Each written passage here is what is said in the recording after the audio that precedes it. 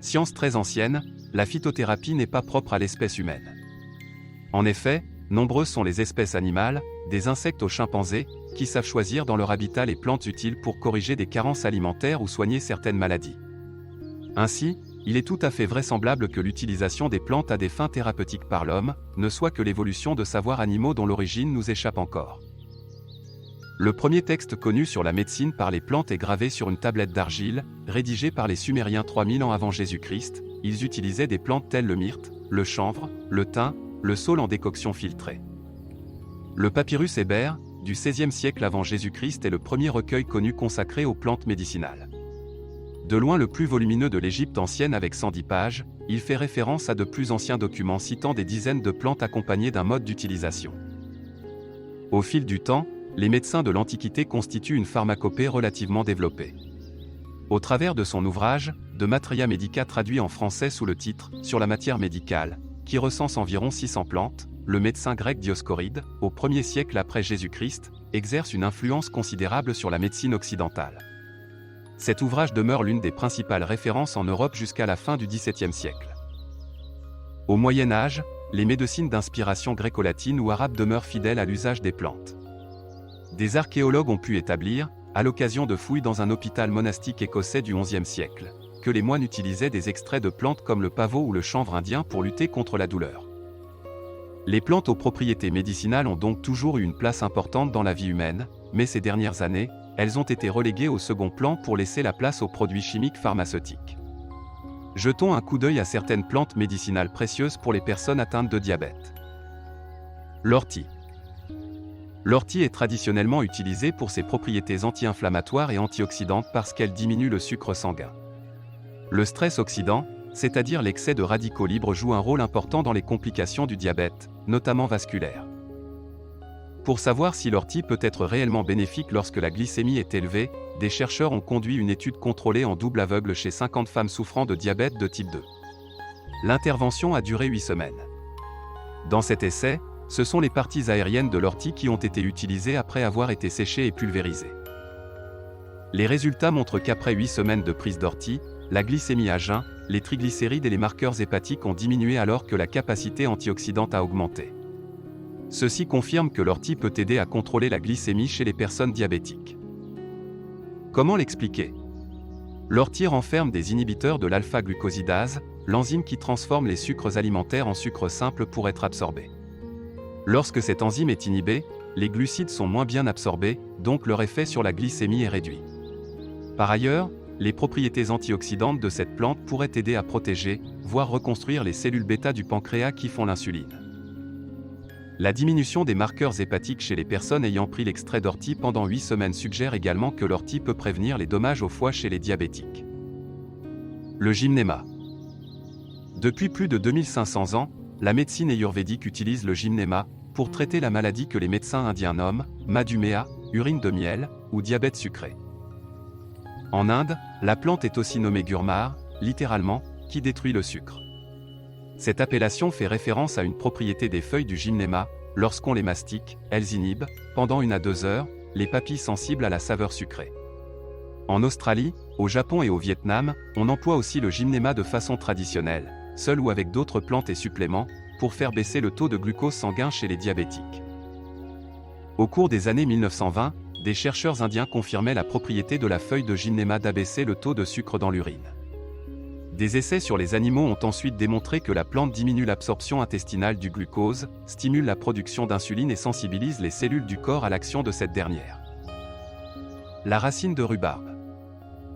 La racine de rhubarbe est utilisée pour traiter le diabète, l'hypertension, les ulcères, l'obésité, la diarrhée, la variole, la rubéole et d'autres problèmes de santé. Les propriétés antioxydantes et la présence de flavonoïdes dans la rhubarbe, dont la quercétine, ont été efficaces sur le taux de glucose sanguin et les troubles métaboliques du diabète. L'une des propriétés les plus importantes de la rhubarbe est qu'elle fait sécréter de l'insuline par le pancréas et réduit ainsi le taux de glucose dans le sang. La rhubarbe réduit la graisse et la pression sanguine et en combinaison avec la cannelle, a des effets anti-graisse et anti-diabète. En 2007, une étude de Fala Hosseini a montré qu'il existe une relation significative entre l'utilisation de la rhubarbe et la réduction de la glycémie à jeun, du cholestérol total et des niveaux de LDL chez les patients diabétiques de type 2. Le melon amer.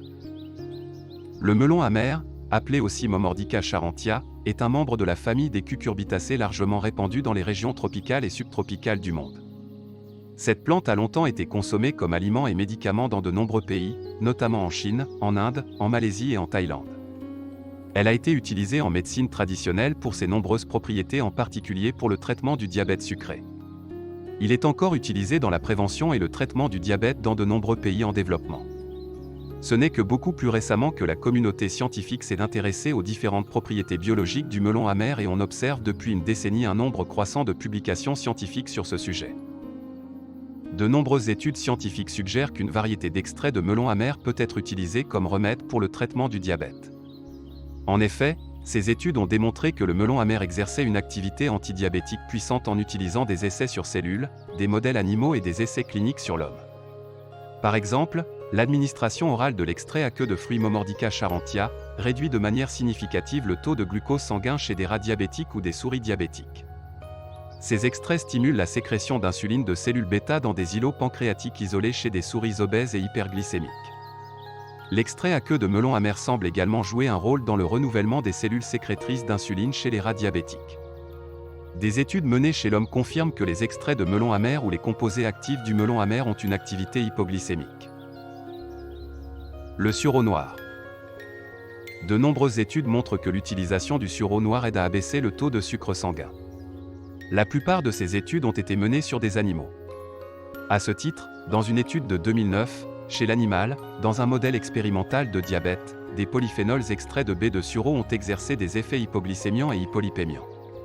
Ces antioxydants naturels ont aussi inhibé l'oxydation du cholestérol LDL et neutralisé les radicaux libres.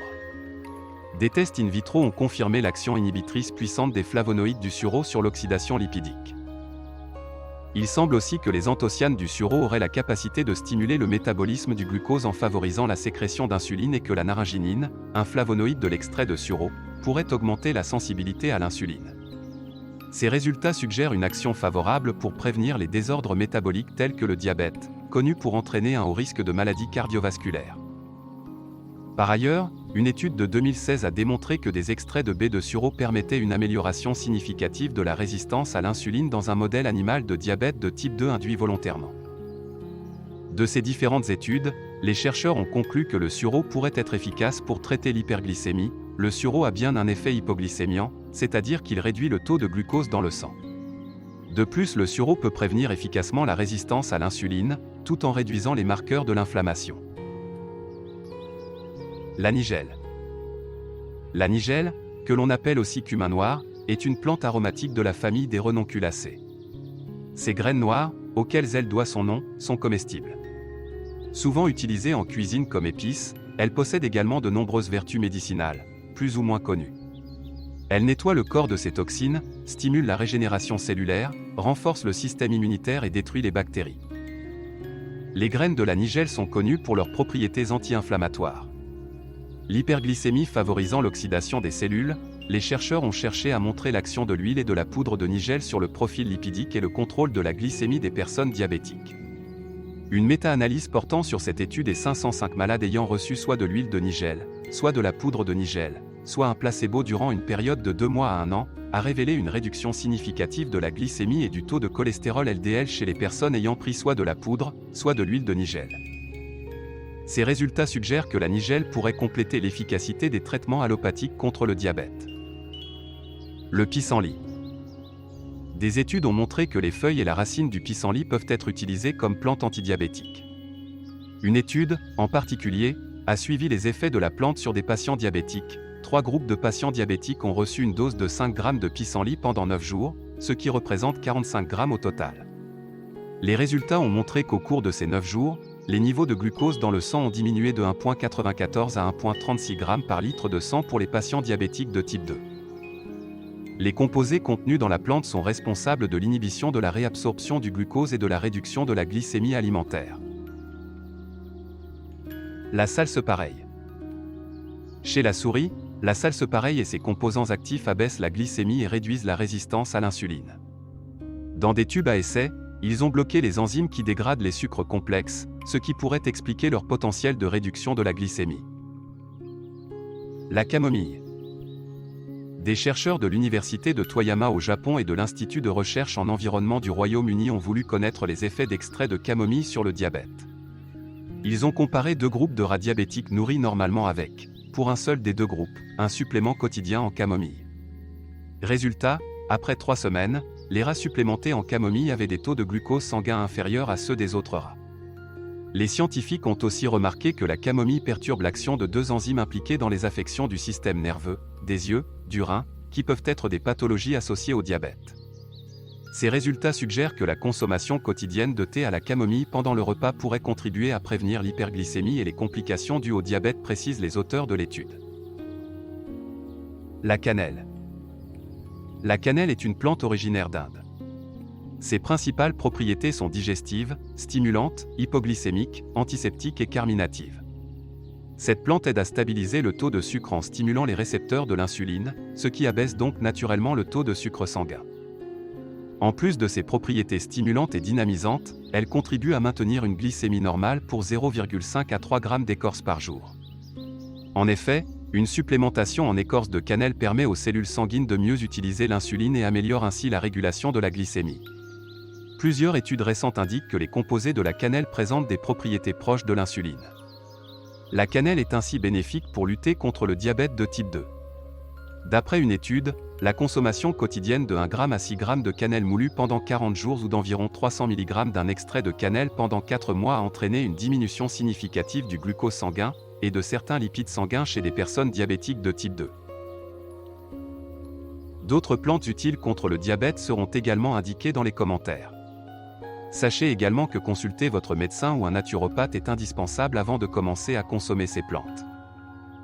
Si vous aimez ce type de contenu et que vous souhaitez que je réalise d'autres vidéos sur le diabète, n'oubliez pas de mettre un pouce vers le haut et de vous abonner à la chaîne, cela me motivera à vous fournir plus d'informations pertinentes sur ce sujet. Je vous remercie et je vous dis à bientôt.